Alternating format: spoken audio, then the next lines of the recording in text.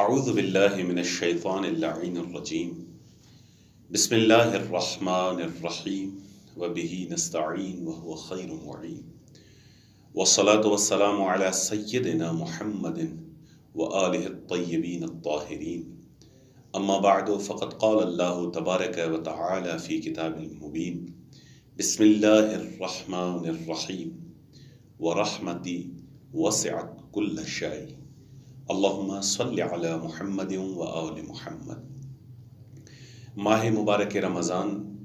جو کہ رحمت خداوندی کا مہینہ ہے، اس رحمت کی مناسبت سے کچھ عرائض آپ کی بارگاہ میں عرض کیے جا رہے ہیں کہ یہ آیہ شریفہ جو گنہگاروں کو ایک امید بخشتی ہے کہ خدا کی رحمت کا دروازہ ہمیشہ کھلا ہوا ہے، خدا کی توبہ کا دروازہ ہمیشہ کھلا ہوا ہے، کہ جو فرما رہے ہیں رحمتی وسعت کل شیء، میری رحمت تمام تر مخلوقات و موجودات کو اپنے شامل حال کیے ہوئے ہے۔ رحمت کے معانی اور رحمت کے اقسام کے حوالے سے جب ہم نے دیکھا تو تفاسیر میں یہ مطالب ہمارے سامنے آئے کہ رحمت یا رحمت رحمانی ہے یا رحمت رحیمی ہے۔ رحمت رحمانی عمومیت کی حامل ہے کہ جو ہر خشک و تر کو شامل ہے، اور رحمت رحیمی خصوصیت کی حامل ہے کہ جو مخصوص ہے خداوند تبارک و تعالیٰ کے مقرب بندوں کے لیے، کہ امام صادق علیہ السلام اسی مطلب کو بیان کرتے ہوئے فرماتے ہیں کہ واللہ الہ کل شیء، اللہ تمام تر مخلوقات کا معبود ہے۔ الہ کل شیء، ہر شے کا معبود خدا ہے، ہر شے کا مسجود خدا ہے۔ الرحمن بجمیع خلقہ، خدا رحمان ہے اپنی تمام تر مخلوقات کی نسبت سے، ہر مخلوق کے لیے خدا رحمان ہے۔ والرحیم بالمؤمنین خاصہ، لیکن مومنین کے لیے، مطیعین کے لیے، متقین کے لیے، اپنے مقربین کے لیے خدا رحیم ہے، وہ رحمت خصوصی ہے اپنی مخصوص بندوں کے لیے۔ اور جب تک معبودیت کا تعلق ہے تو امام فرماتے ہیں کہ واللہ الہ کل شیء، ہر شے کا معبود خدا ہے۔ ہم قرآن میں نگاہ کرتے ہیں تو قرآن ہر مقام پر یہ برملا اظہار کرتا ہے، یسبح له من فی السماوات ومن فی الارض، یسبح له ما فی السماوات وما فی الارض، یسجد له من فی الارض، یسجد له ما فی الارض۔ جہاں پر بھی سجدہ و تسبیح کا ذکر آتا ہے تو خدا نے تمام تر مخلوقات کو شامل کیے ہوئے فرمایا کہ کائنات کا ذرہ ذرہ اس کی تسبیح اور اس کے بارگاہ میں سجدے کی صورت میں ہے، ہر شے کا معبود وہی ہے۔ لیکن رحمت ایک عمومی ہے، ایک خصوصی ہے۔ بالخصوص ماہ رمضان المبارک میں رحمت خصوصی ہے۔ خدا کا رزق تمام ازمان میں بڑھتا ہے، کوئی ایسا زمانہ، کوئی ایسی جگہ نہیں ہے کہ جس میں خدا نے اپنا رزق فراہم نہ کیا ہو، لیکن اس ماہ میں آ کر خدا کہتا ہے کہ آپ میرے مہمان ہیں، میں آپ کا میزبان ہوں۔ یا اللہ،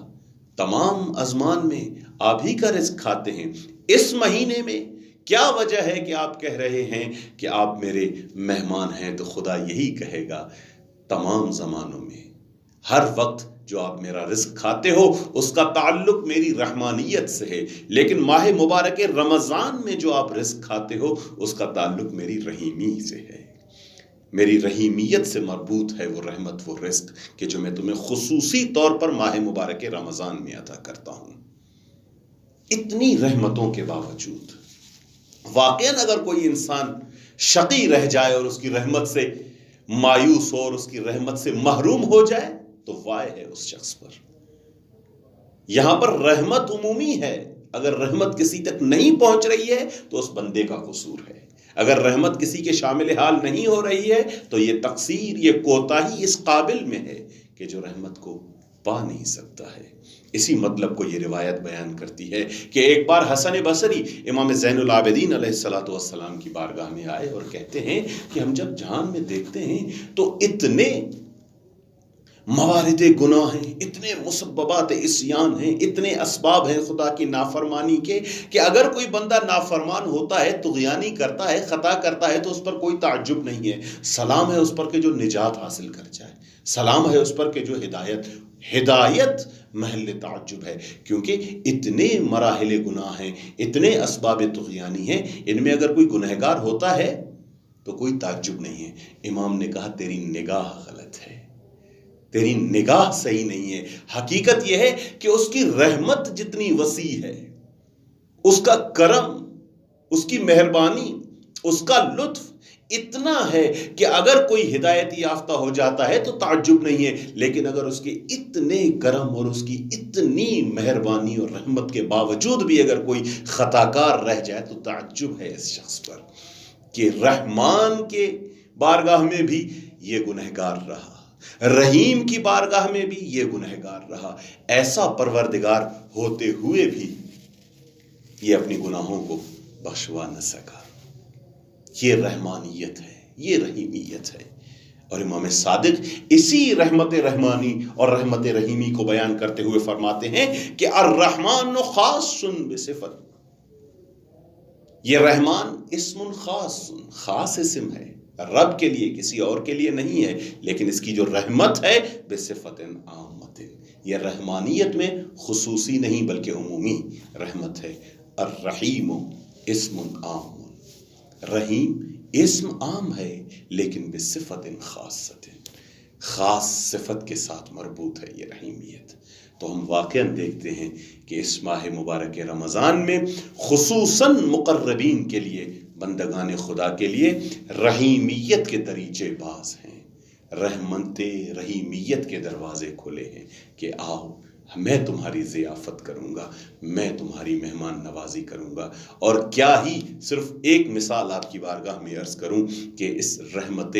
رحیمیت کا تقاضا بھی یہی ہے کہ انسان جو بھی عبادات انجام دیتا ہے وہ اپنے ہوش و حواس، اپنے ارادے کے ساتھ انجام دیتا ہے اور اس پر ثواب خدا عطا کرتا ہے۔ لیکن جب رحمت رحیمی کے دریچے باز ہوتے ہیں اور رحیمیت کے دروازے کھلتے ہیں تو خدا کہتا ہے کوئی بھی عمل ہو، چاہے وہ تمہارا ارادے اور اختیار سے ہو، چاہے وہ تمہارا ہوش و حواس میں ہو یا نہ ہو، میں تمہیں اس میں ثواب عطا کروں گا کہ نومکم فیہ تسبیح۔ یہ ماہ مبارک رمضان وہ مہینہ ہے کہ جس میں اگر تم سو بھی رہے ہو تو یہ تمہارا سونا بھی عبادت ہے۔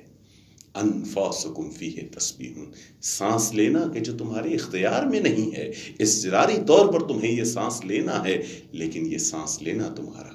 عبادت ہے۔ واقعاً یہ ماہ مبارک رمضان خدا کی اس خصوصی رحمت کا جلوہ ہے اور اسی کی معراج ہے۔ ہم بارگاہ پروردگار میں دعا گو ہیں کہ اے میرے اللہ،